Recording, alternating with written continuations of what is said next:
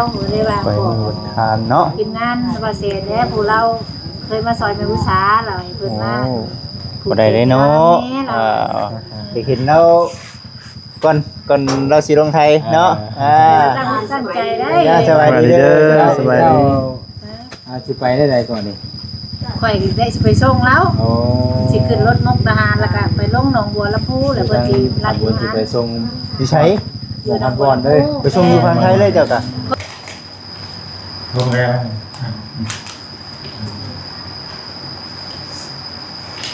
ได้ไหมเนี่ย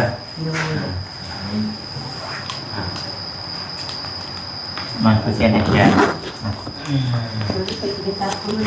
นะเรียกไปเขาเลย ไปใช้แล้วอันนั้นค่ะ ลองเลยเนาะใส่ขนเนาะ โทรศัพท์เปิดลงกันเปิดกันได้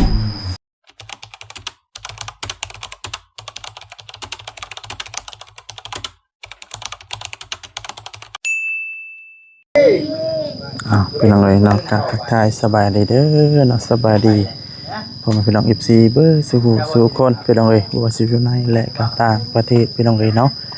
ก็ยินดีต้อนรับเข้าสู่ช่องเบาซารีชาแนลอีกแล้วพี่น้องเนาะพบกันคือเก่าพี่น้องเลยนั่นนี่มาผูกแขนเนาะแม่อุตสาห์เพิ่นสิเดินทางไปไทยบาดนี้พี่น้องเลยเนาะถือว่ามื้อนี้เนาะพี่น้องเลยมานํกัน3หนุ่มพี่น้องเลย เจ้ากี่ว่ามื้อนี้แหละเพิ่นว่าเฮ้ยอยากไปเมื่อวันคานเพิ่นว่าเดี๋ยวเด้ว่าเอาเดี๋ยวแล้วสบายใจเนาะ สบายเด้อสบายดี แม่ก็เลยเอาที่ละสบายใจผู้ใหญ่เพิ่นเลยว่าคันเราสิไปมื้อวันคานแล้วเราซาแล้วว่าบ่ได้ว่าเราสิเดินทางไกลนะเพื่อว่าความสบายใจของเราก็เลยผูกให้เราเลยว่า ไปหมดทานเนาะ กินงานว่าเสร็จแล้วผู้เราเคยมาซอยแม่ผู้สาเราให้เพิ่นมา บ่ได้เลยเนาะไปเห็นแล้วก่อนเราสิลงไทยเนาะตั้งใจได้ สบายดีเด้อสบายดี สิไปได้ใดก่อนนี่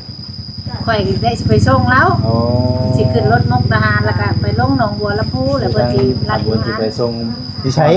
ส่งพันบอลเด้อ ไปส่งอยู่ฝั่งไทยเลยเจ้าก็ เพิ่นเพื่อที่เพิ่นให้ข่อยไปนี่คือเพื่อว่าเพื่อความสบายใจทั้ง FC แล้วก็ทั้งสบายใจทั้งแม่อุตสาเพราะว่า FC บางคนเพิ่นก็ว่าเฮาอันยันยวดเราไปแนวบ่ดีสินะเพิ่นก็เลยอยากให้ไปเรื่องเห็นซ่านเพิ่น ไปไกลบ่ไกลบ่ จังหวัดหนองบัวลำพู หนองบัวลำพูจังหวัดนี่ยินแต่ชื่อเนาะ ไปกับ ไกลบ่จากมุกดาหาร เพิ่นว่า4ชั่วโมงเพิ่นน่ะ ไกลบ่ ก็เลยว่าไป ไปก็ไปเถอะ ซ้ำบ้านเฮาไป ลูกชาย ติ ลู ด ก ตาม ชาย ติด เนี่ย ตามเบิ่งในคลิปเนาะแต่ฮอดหมองฮอดบอล เพื่อความสบาย บ่ได้ ใจ ก็หลายทางก็สิคือสิเป็นห่วงเราหั่นแหละก็สิว่าได้ก็ได้เนาะ ที่เพิ่นอยากเอาเราไปเนาะคือเราเห็นในอุตสาห์เราก็เบิ่งมาโดนนี่แหละก็เลยคิดอยากให้เรามีเวียกเฮ็ดใครบ่ละสิเผาทานบ่ล่ะว่าลองถามเบิ่งทางเบาแสนเด้อล่ะว่าคันว่าทางอันก็เลยบอกให้เราถามเจ้าว่าคันไปเด้เพิ่นโอเคบ่หั่นนะเพิ่นก็เลย ที่ทาง ว่า ว่าแซนก็บ่เคยคิดว่าอยากห้ามได้พี่น้องเนาะเพราะว่ามันก็เป็น หาเงินหา แม่ ทา การ ง นี่ เนาะ นะครับว่านะเฮาก็บ่ได้ว่าสิมาเบิ่งมาแย่งเราตลอดอะนะ เพิ่นก็เลยตกลงเฮ็ดพาสปอร์ต ยังดี ให้ ครับมาไปนะครับ ผู้ใหญ่บ่เฮ็ดให้พาสปอร์ต เงินเดือนก็9,000ล่ะว่าบ่ให้ต้องล่ะว่าล่ะว่าว่า 9,000 บาท แม่น 9,000 บาทแล้วก็อยู่กินน้ำเพิ่นสินะเพิ่นเองนั้นอยู่ต่างประเทศแต่ว่าไปอยู่นี่คืออยู่น้ำลูกชายกับลูกไผ่แล้วอยู่ในหันเดี๋ยวเพิ่นก็คุยกับลูกเพิ่นเรียบร้อยแล้วนะ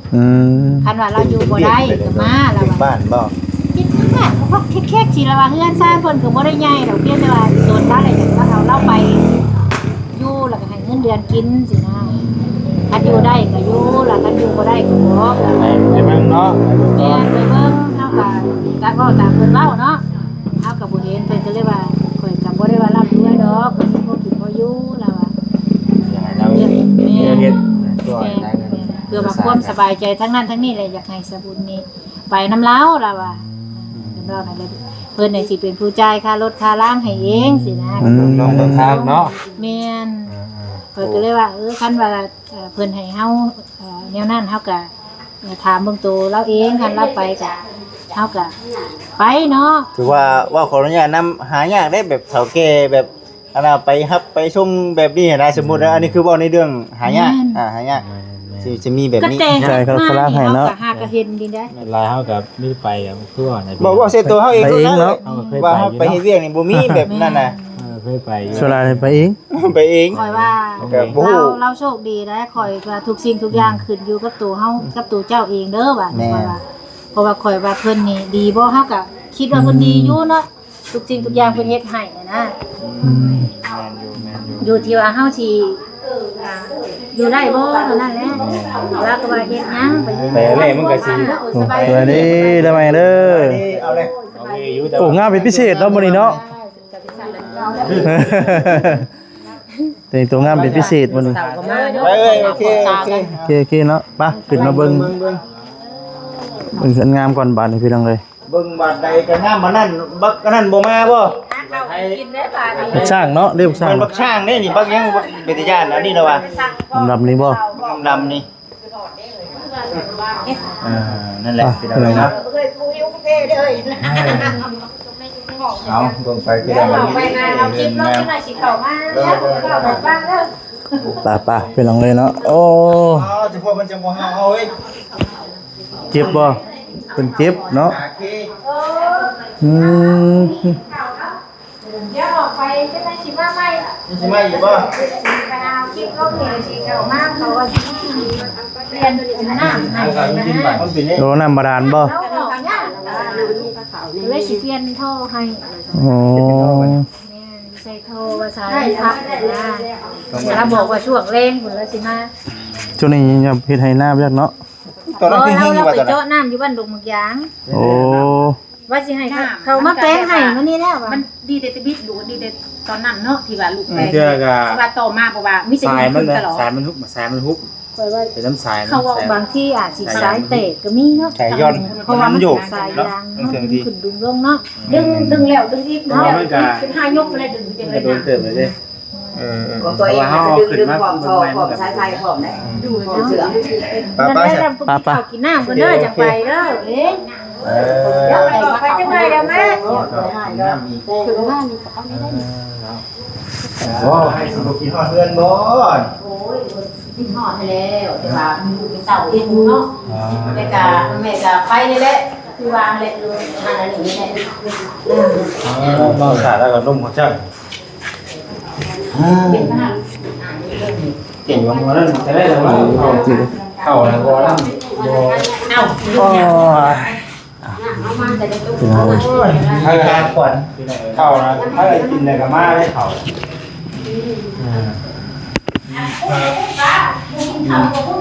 กินกับปุ่นเดี๋ยวมีคนที่ได้ พูดได้เพราะว่าเขาให้กินข้าวเลยนะ แม่น กินมาแล้วพี่น้องเนาะ เข้ามาเลย ปัญญาตึ้งก็ขาหนึ่งก็ยังดี เงินเลย วันไหนตัวนั้นยังวันนั้นเดียวได้หาไปได้ต้องอะไร ต้องอะไรวะตัวนี้ ได้ได้แล้วเนาะเว้ย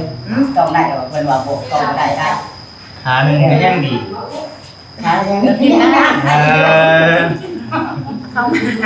เอายอมมันกินงานนี่แจ้งขนาดงานนี่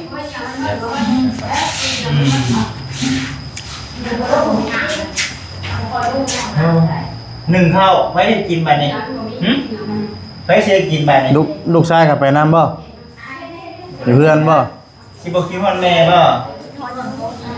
กินหอดโคตรเอา ยามนี่นะ นี่จะหาเงินเนาะ ไอ้จอกเอ้ยมันนั่ง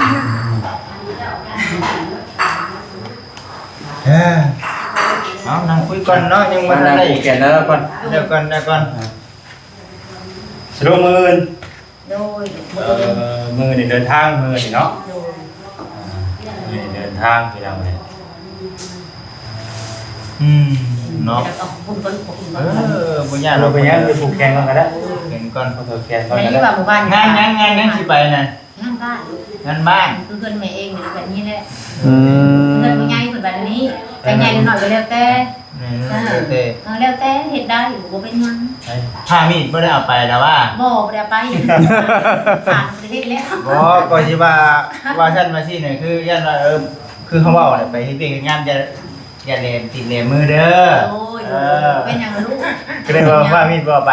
เคยไปนั่ง นั่นน่ะที่เรื่องจังบ่เคย เฮ็ดเป็นมันก็ได้ แม่น ผิดกฎหมาย ผู้รักผู้ใหญ่เพิ่นเชื่อใจเฮา ไว้ในเชื่อใจเนาะ เนาะ เป็นคนจังซั่นเลย เดี๋ยวนะคือห่อนแท้เนาะ หอนนั่นแหละโอ้ย พอปลุกลมใส่จองตัวแล้วมัน เอาไปมีด มัน แล้ว มันยากมานี่ เอาไปก่อน พี่น้องเอ้ยเนาะเดือนเท่าไหร่ก็ เพิ่นว่าให้เดือนเข้าห้อง เดือนก็ประมาณ อืม อยู่บ้านเดือนนึงนี่ได้บ่ก็ประมาณ บ่แล้วบ่ได้เพิ่น2ล้านมันคืออะไรมันคือล้านป้ายเพิ่นให้ทานเทื่อละ2แสนป้าย3แสนของมันน่ะนะไม่บ่ค่อยมีเด้ บอกลูกได้ก่อนสิไปบอกปัจจุบันแล้วลูกพูดไปแล้ว บอกทุกคนทุกคนเลยเว้ย มันบ่ให้แล้วที่ฮอดแม่บ่ล่ะครับ อย่าดื้อได้บ่ให้ดื้อ ที่ว่า ว่า ที่ว่าให้ที่ฮอดแม่บ่ล่ะ บ่ให้ดอก เจ้าแม่ลูกได้สิให้แล้วก็สิ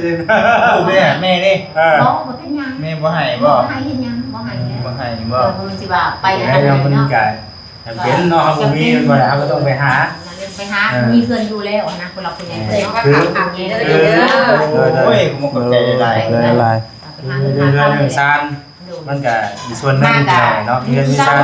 เพื่อน เอามีเงินใช้เงินจ่ายมันก็ลำบากใจเนาะ แม่แล้วสิ่งอย่างนะ อย่ามันต้องได้ใช้เงินเรียนก็ได้เรียนก็ให้แน่เฮามีเงินอยู่เด้จะเอาหาเงินหาคำใช้ไปบัดนี้ ก็มาครับแบบว่ามายืนยามลูกเนาะ2-3เดือนก็ได้นะ4-5เดือนก็วางไปนะทำบ่อยากมาลูกหลายมันก็บ่มีเงินคือกันนั่นแหละ ขอบใจ เงินเพราะว่ามันไปกับรถของล่างเลยเด้มันมาต่อบัตรเด้เดือนละเทื่อลูกต่อเขายุ่มุกมาแล้ว อยู่กัน3คนนี้มาไปดำให้ดำหน้าก็ไปด้วยกันกับผู้นั้นกับผู้หลาน แล้วก็กลับ ไปนั่นก็ไปด้วยกัน จา จาก ก ที่ ที่ ดูประมาณ แต่เพิ่นไปบอกหมดเงิน โดย เงินบอกกับไก่เงินทางหลานนี่ เดี๋ยวเสี่ยวกัน เงินอันนั้นเด้เงินใหม่อันนี้ อ๋อ อันนี้ก็บ่มีดอกถูกคือกันอันนี้ก็ได้เงินนั้นเงินผ่านว่าเอาง่ายซะก่อยก็บ่มีคือกัน ถ้าเงินไปเงินทางหลานนี่ค่ะ เด้เงินผ่านอันเด้เงิน ร้าน มี มีเงินถูกนะ กำดมมามื้อได้เลยอย่ามันไปเงินนำมาขึ้นกับกันใจอยู่นะกันใจอย่ามันไปอย่ามันหยกไปเป็นหลังหั่นว่าแต่ตู้ก็บ่มีแม่ก็อยู่แต่หุ่นแม่ก็บ่มีข่อยนะ นั่งสมมุติว่าสิไปส่งมื้อเนาะ โดย ไปเองได้ บ่แบบว่าแม่บ่ได้มีโทรศัพท์มากแต่ว่าคันว่าแม่มีโทรศัพท์ก็ไปได้เพราะว่าติดต่อกันได้นะนี่แม่ไปก็บ่ได้เด้วันนี้จักสิบ่ได้บ่ยาหั่นนะใช่ว่าโดนบ่ แม่เคยไปบ่ไทย บ่เคยไปเทื่อมีแต่ลงกรุงเทพแล้วบ่หันจะยังหนุ่มนะลูกแต่บ่มีเบอร์นี่ไปกรุงเทพนะ อืม นั่นมันนี่นะมันนี่บ่มียังบ่ฮู้นะก็ขอให้บุญเพิ่นไปส่งนะ ไปส่งฮอดบอลเล เลย ยฮอดบ่เลยฮอดบ้านกันเลยนั่นแหละ มันมองบอลเนาะกับพอดี เล ได้ ยคันว่าไปแล้วคนไปส่งแล้วแล้วก็ ตามเบิ่ง เลย ไม่ได้ ก็มาเองไปเองได้บัดนี้ฮะหากินไปกินบ่กินหั่นนี่ ดีแล้วแหละพี่เราเนาะมันก็จังได้จ้ะผู้ใหญ่มันก็จะได้ไปอยู่น้ำสิว่าอะไรกันเนาะ โดย เพราะว่าเห็นคือชาวบุญเคยว่าเดี๋ยวว่าเราก็จักเป็นคนที่สะอาดเหมือนกันเนาะเห็นโรงแรมช้างมาแต่เที่ยวกับที่เห็นนั่นแหละ อย่างป้าคือยังไง น้อย เพื่อน บ่จริงว่าการดีใจน้ำมันแล้วนำมาไปกันได้ให้พ่อแต่สิ่งดีๆบาดนี้ โอ้ เนาะ ยสา ได้เข้า ให้โชคให้ลาภนั่นแหละเห็นได้ลูกก็ต้องใจนั่นแหละ ที่ว่ากันได้ไปหน่อยเนาะลงมันว่าเขียนให้ก่อนนะโอ้ลงแล้ว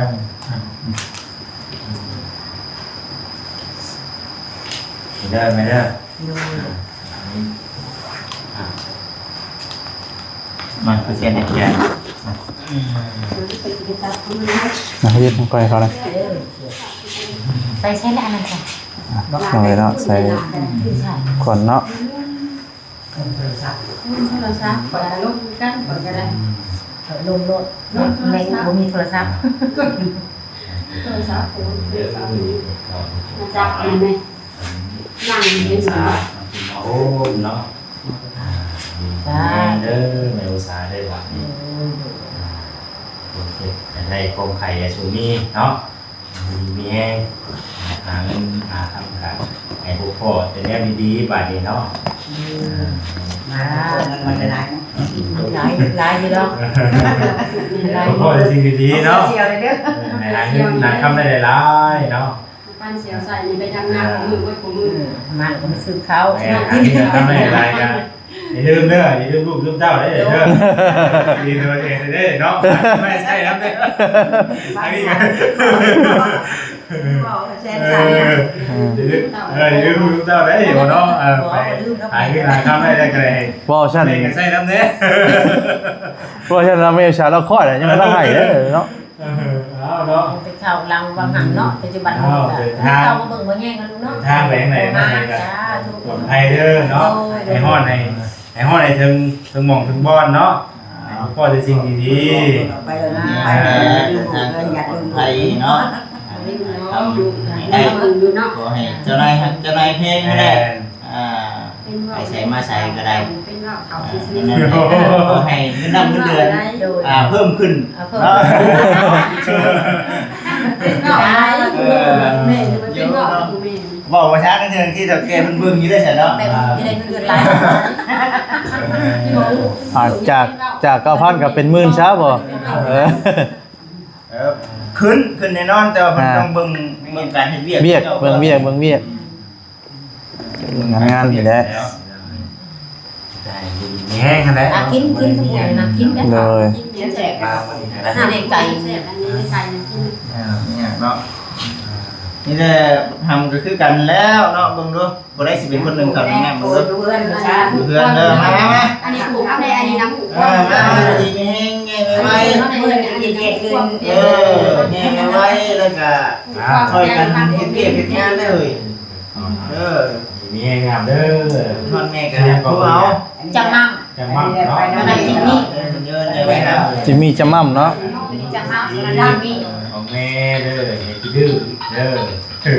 ให้แม่มากก็ให้หาเก่งให้แม่ได้ลงตาใส่ได้เนาะต่อไปเด้อ มีคิดว่าคิดเดือนเนาะ เด้อแม่ เขาโลดเย็นโลดตุ๊บโลด คิดมันลูกกินกระปุกเลย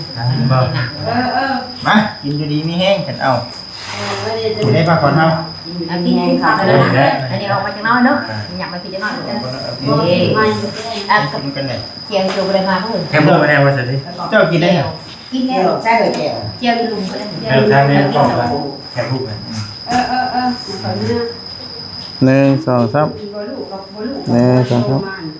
โอเคได้แหละ กินในเขาหน้าฮะเซ็ตพวกจะลูกจันโง่ อะไร กินบ่ เมื่อไรกูกับบัวซานว่าจะลูกจันโง่ที่กูกับเจ๊ ถ้ากินได้บ่เจ้าถ้ากินได้ กินแล้ว ว่า กินไหม คุณโดนแล้ว ใช่ เกี่ยวลุม ผมเนาะต่างกันตั้ง ได้ได้ที่บัวจำแรกกันกัน กับเขา แซ่บได้กับผม ได้ไก่เจียวให้เพิ่นอ่านปากไว้ เนาะ เจียวเจียว เนี่ยเป็นหนังกับคุณเป็นสื่อ แซ่บให้คนซื้อสำเร็จมา ซื้อกับคุณจะ แล้วเพิ่นเมื่อแล้วเนาะ ไปอัพคลิป พ่อวันนั้น ไปดูไปหน้าไปได้เงินได้ซันมีเงินมีซันอยู่แล้วเนาะแล้วก็ไปได้ก็ไปเลยไปหาเงินหาค่ำมาแล้วนะ ไม่เลยมึงก็ได้แล้ว ก็มากับมีเงินมีซันอยู่กับถ้าเสียเราไปเพิ่นก็มาทางบอลเซนเราเป็นซันทุกคนอยู่แล้วนะเพราะว่าบนดินเพราะว่าทุกคนเพราะว่าเบาตาเนาะนางเบลตาแล้วก็ที่เป็นดอกเดียดแล้วก็ดอกคำพิวแล้วก็ คือว่า ดอ เนาะ กซาลี่เนาะ เรื่องก็อยู่ได้ว่าจะแม่ของกูนะไม่ได้ไปนั่งกดนั่ง หาเงิน ไป ไป ทำงาน ได้ บอกว่าจะไปทำงานกัน ก็กลับมาเบิ่งแม่แน่มาหนาก็ได้ นี่ ไม่ต้องเห็นเขาด้วยจ้ะ ใช่ไม่เคยว่าต้อนนะมาหาเงินเนาะ มาต้อนแล้ว ต้อนได้ป่ะนี่ ต้อนขนมแล้วเนาะ รวย แต่ก็ในไปไทยต้องได้ต้อนขนมแล้วแต่ก็ ยืดแอกหน้าไปลืมของฝากไปเลยว่า บริสุทธิ์แล้วน้องคนละกล้องหลากล้องนึงเดี๋ยวกล้องนึง มาต้อนแล้วเนาะ ตอนเป็นยังก่อนเสียวก่อนเนาะดูคนละกล้องดีใจแล้วว่า ว่าจะเอาในไรปัญหามีปัญหากูนะไม่ได้ก็ได้กูนะ นี่ได้อ่ะ อันนี้ตาเป็นตาแดงแม่นะเป็นตาแดงเล็งสูงเนี่ยเนาะเออไหนตาอะไรเป็นอะไร ตัดสินใจไปนี่คือจักมื้อ โอ้มันเป็นเดือนพอแล้วลูก เป็นเดือนบัตรกับวันที่13เฮ็ดเนาะจนฮอดกระเทาออก ขึ้นอยู่บ่มีผู้ขึ้นกังวลอยู่บ่ในนั้นแนวนี้นะมันไปได้สิเป็นนั่นนี่ลูกเต้าแบบขึ้นอยู่บ่ คิดหลายสิ่งหลายอย่างเลยแต่ว่าก็ย่าลูกมันปะไว้ซะปะได้ก็ได้ไปคิดกับลูกตลอดมันก็เป็นไปบ่ได้สั่นได้เหตุผลแม่แบบนี้จิตใจนะไปซะก่อนเป็นอะไรก็นะนะ เมื่อยหลายแล้วเฮ็ดไปก็บ่ได้เงินยังมีตรงนี้ อย่าไปซะก่อน เดี๋ยวเราจะโกโก้ อยากลองเนาะเดี๋ยวลองเปลี่ยน ไปนี่แหละไป เปลี่ยนเบิ่งเนาะเปลี่ยนวิธีทางเบิ่งเนาะ บ่ไปก็บ่ฮู้นะว่าที่อยู่จุดเก่าตลอดเด้จุดเก่าแล้วฐานเด้ท่านเด้6เป้า7เป้า8เป้าพอมานั่งโล ไปคิดเนี่ย ไปเลยด้านไป ไปหาเงินก่อน ก็ไปกรุงเทพไปเฮิงได้4เดือนนี่แหละเด้4เดือนแล้วลูก แต่ว่าที่เราได้ไปดูว่า เอาไว้ที่นั่นครับน่ะ เอาได้เงินเลยครับแต่มาไหมบ้านเอาเงินขึ้นกับนี่แล้ว มาได้เดือนนึงแล้วเด้ก็ไปอีกไปแล้วแบบนี้แหละแม่ จะเฮาเลยที่เพื่อนเพื่อนเฮาก็มีเพื่อนในที่จะเฮากับป้าไว้ เงินซ่านี่ก็เงินซ่าแล้ว อืม เพิ่นเฮ็ดคนรักคนใหญ่เพิ่นก็ อันนี้อยากไปบ้านเดี๋ยวจะร้อนนะ เอาไปไป ดีแล้วดีแล้วว่ากันมาถึงบุกนั่นแหละเป็นอะไรเนาะเดิมไปหา ไปหามันนะครับเนาะ เอาไปรัดเป็นได้